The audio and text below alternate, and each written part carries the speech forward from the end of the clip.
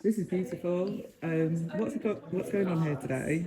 Hiya, Hiya. so I'm G from Commando Jugendstil, and we're painting a community mural, which means that it's open to everybody, and anybody can just jump in. It's like painting by numbers, Yeah.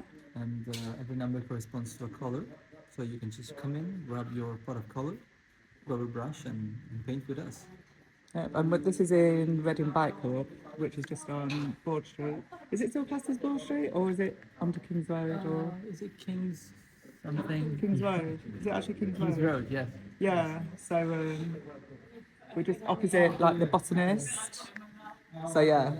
So Really close to town centre. Really, yeah. Yes. And where's the mural going to end up? So this is part of the Holy Brook Nook new wave of projects, and so it's going to be in Holy Brook Nook down in the Coley area. Yeah. So there is like a whole bunch of projects and events happening throughout the next 3 years actually. Oh, right. And so this is just one of the murals that we're going to do there. And there's going to be more public art and more murals. Where are the rest of the murals going? So this one is going onto a brick wall. Well, above a brick wall where we put the historic panels. Yeah. In the Holy Brook Nook. And the next one that we're going to do next year is going to be the entrance and the exit of the underpass mural that is over there already. Right. Do you know?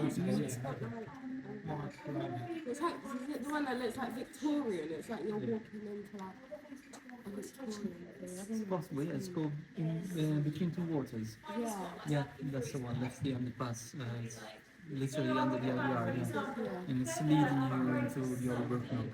Yeah. Or welcoming you, getting you out, basically. Yeah. So is it all in the Coley area? Yeah, it's in the Coley area, yes. It's the So what does the mural represent, and what is is there a meaning behind it? Yeah. So this is the whole design, and at this point we're just painting this section here. So it's the lower right quarter, and it's the cycle of water. It represents the cycle of water. So basically, we're also using it as a chance to explore the area from different points of view.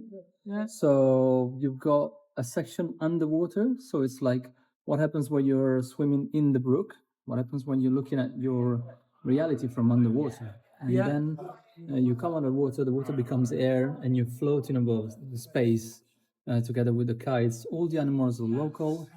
We've been speaking with the local naturalist, which is called Adrian Lawson, and he was pointing out, he's an expert and he's pointing out the local animals there you can find around in the area. So there are red kites, kingfishers, swallows, perch. I think they are barbs and roaches. I don't remember the names now. And otters.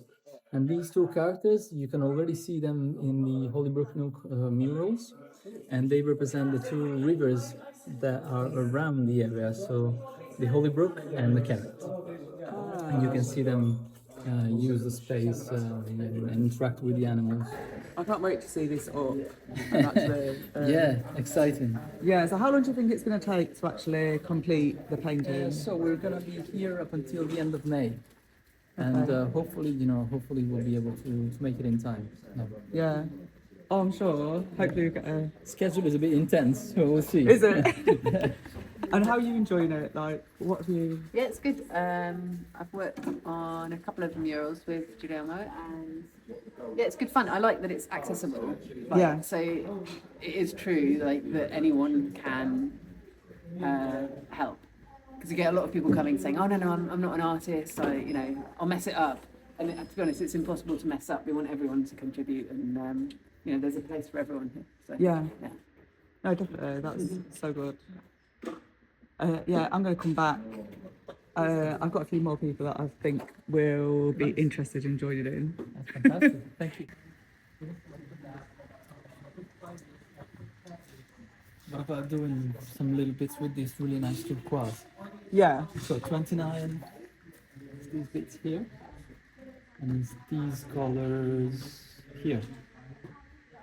So it's this really nice bright green blue. Okay. Yeah. Yeah.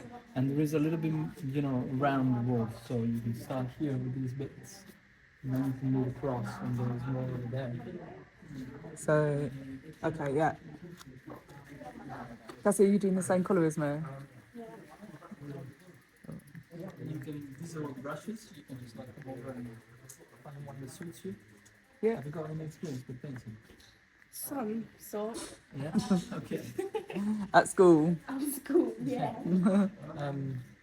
If you don't feel comfortable around the margins, we will really prepare some shapes with the margins done. So you can just Oh, fill it okay. in. Yeah. Would you rather do that Yeah. instead? Yeah? Yeah. So that would be K12. I suppose they say as well, you can't make a mistake with painting really, because you can go over it, can't you? Yeah. So, It's no worries. no stress, Cass. No stress at all. No. No, it's meant to be relaxing, so Yeah, and fun. It's a great idea as well. I think it just brings people together. It's like therapy starts in the community, doesn't it? You can just by getting together and doing something creative, it's really good. So K12, this is the color. So that's my colour. And This is what not number? either. Oh, it's K12. K12. So it's this one, Yeah. and one of you can do Well, this. you can do that one then. Look with this. Sorry? All right, I'm doing it with you. On a little bush. I'll give you some water as well. All right, thank you. That one. So what type of paint is it? So it's exterior masonry paint, and yeah. And then will it need to be covered with anything as well, or is that Yeah. enough? No. We're covering it like it would be enough, yes, but to be extra careful, we're covering it with an anti-graffiti coating. Yeah. That is it's just protecting it. It's basically like a thin layer of a film, like a plastic film Okay. Yeah. that you coat it when it's fluid. Yeah. And after a few hours, it solidifies and basically coats the whole thing permanently. Oh, amazing. So you can just like wash it and clean it every now and again Yeah. without damaging the paint underneath. So with the water, if the paint is too like just put your brush a little bit, if this is squeeze in case, and otherwise just give me a shot on it and shit.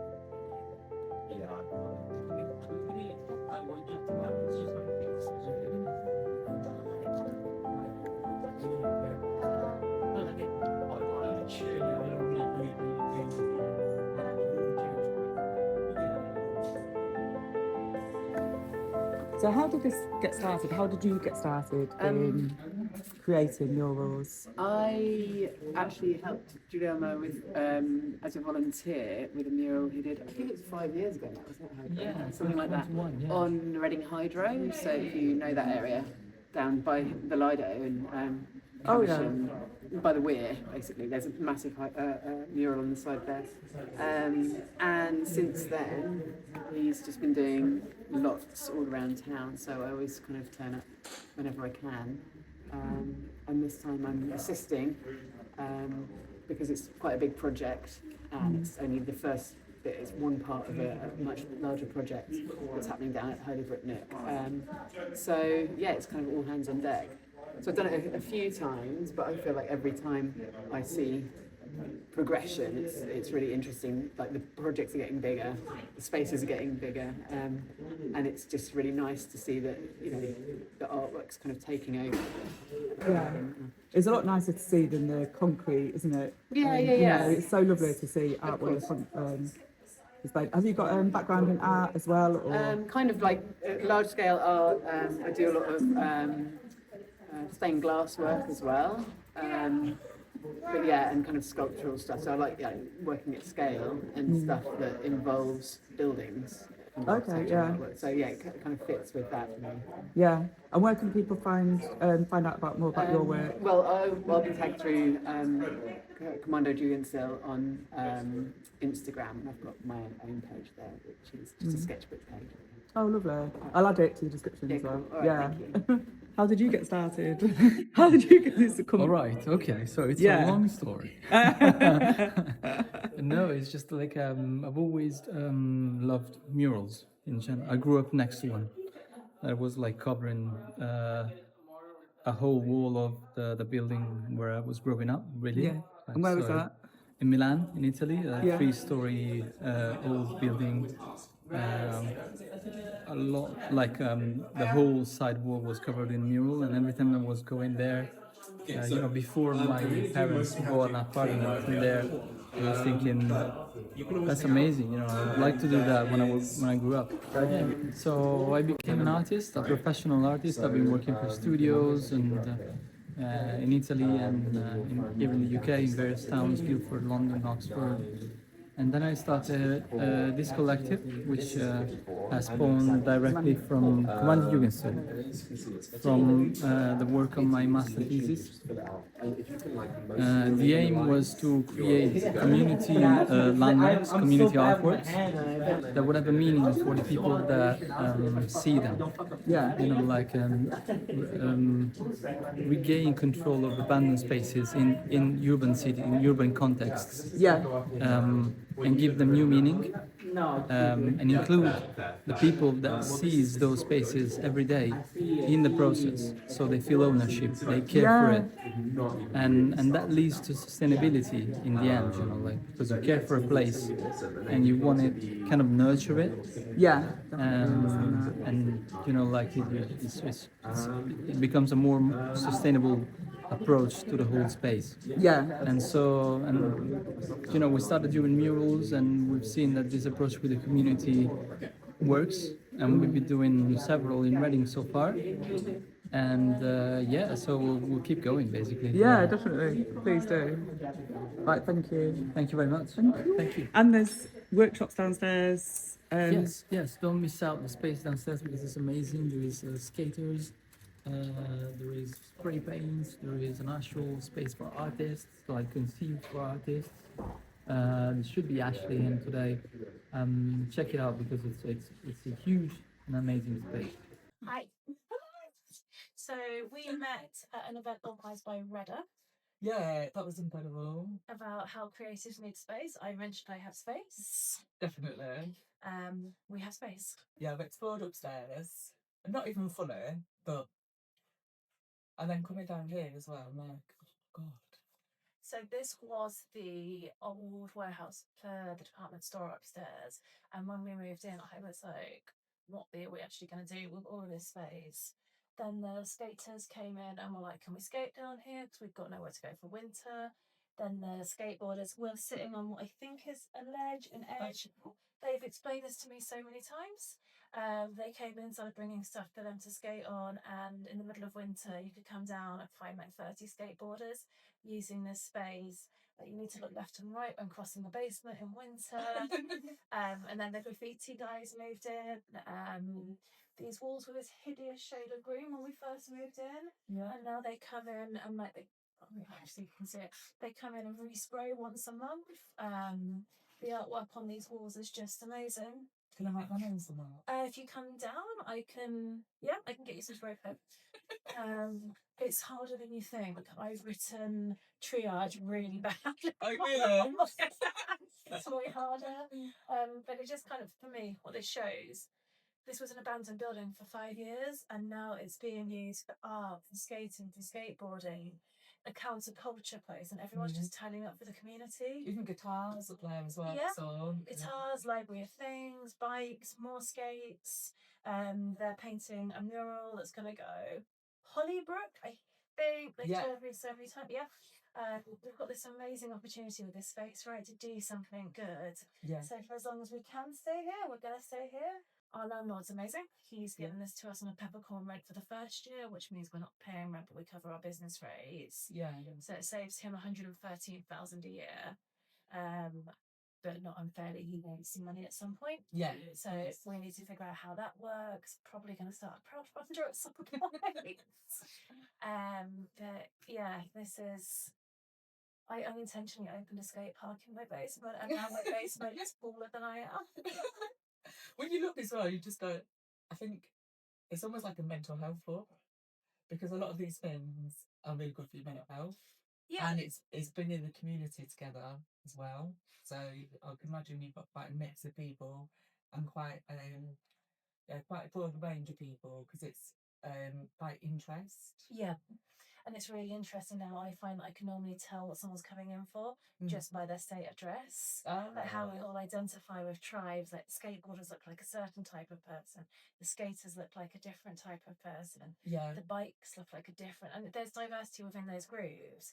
But you can normally, when someone comes in, I'm like, oh, you're here for Pete. Yeah. The guitar guy. That's normally easy because they've got a guitar on their back. But no, it is fascinating how people identify, and then within those groups, the range of people. This parents turning up saying we haven't seen our son in X amount of hours or days. Is he here? And then we got word to the rest of his community, and then he appeared home a few hours later. Oh, might not have been anything to do with this, could have just been coincidence. Yeah. But so many people's community shared up. The person I'm just shouting at to be quiet, he turns up because he gets some peace and quiet to work on bikes here, and it really helps. Oh, because you get peace and quiet to make the lights and then it's noise. Which is fine. He also brings this to me. Yeah, Brings it in energy. Yeah. Yeah, it isn't such a creative space. Like you can feel it when you come in. It's so welcoming. Messy, chaotic, loud. But it's amazing because we get so many people volunteering. I counted last month we had 92 volunteer sessions. So not 92 volunteers, but Like so, yeah. People turning up. So a couple of people turn up and there's every day. Some people turn up every 3 months. But for people to give up their time like that, I just find incredible. Yeah. No, brilliant. And I suppose I can imagine someone coming here for one aspect. So say they're interested in bikes, they bring their bike to get fixed.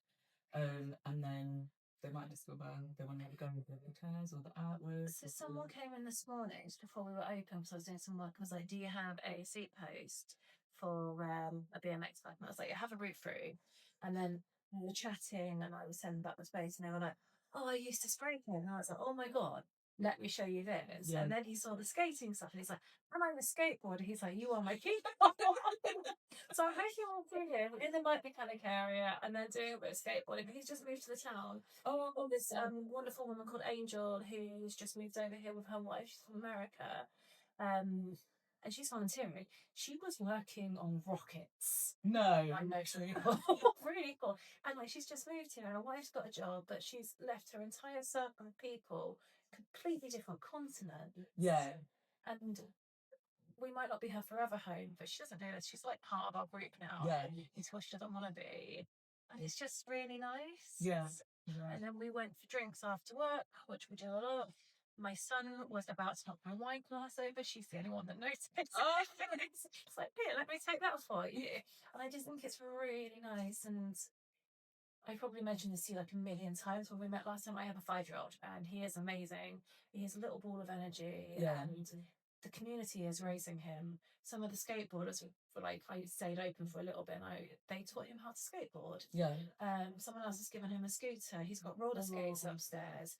Pete, for his birthday, the guitar guy, came and did like a music session at his birthday party, which I also did upstairs. It was also the first day that we'd said we'd let spray painters in and didn't realise that the ventilation system didn't switch on. Yeah. And then I had a kid's birthday party upstairs.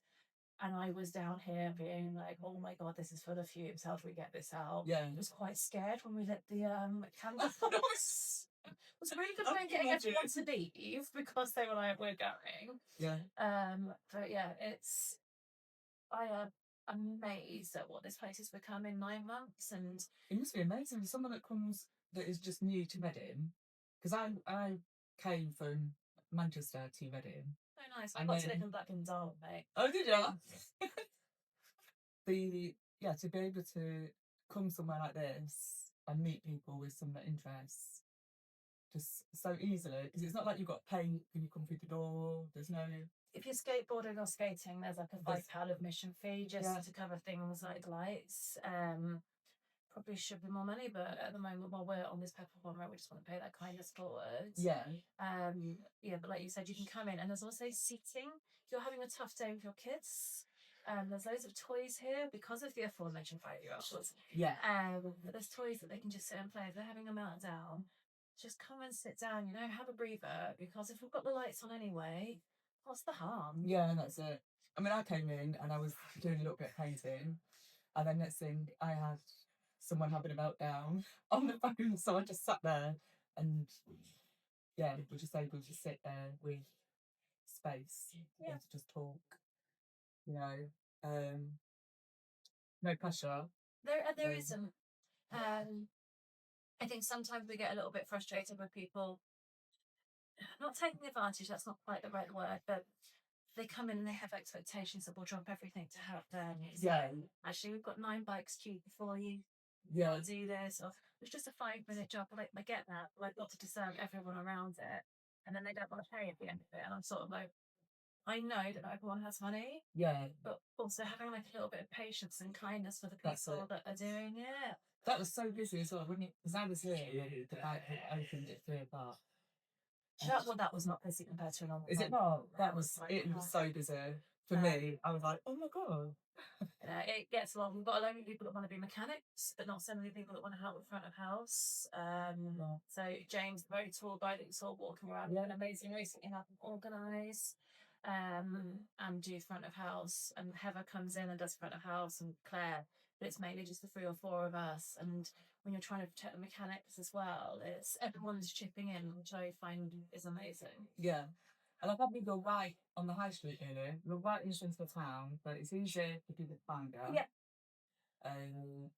Which is really great. Is that anything that you need at the minute? Like, We need to start paying rent to our landlord in August, so we're gonna start crowdfunder soon. yeah. The place is amazing, and there's been so much love and energy put into it. But at some point, we are Bless gonna you. need, we are going to need financial support, and Yeah.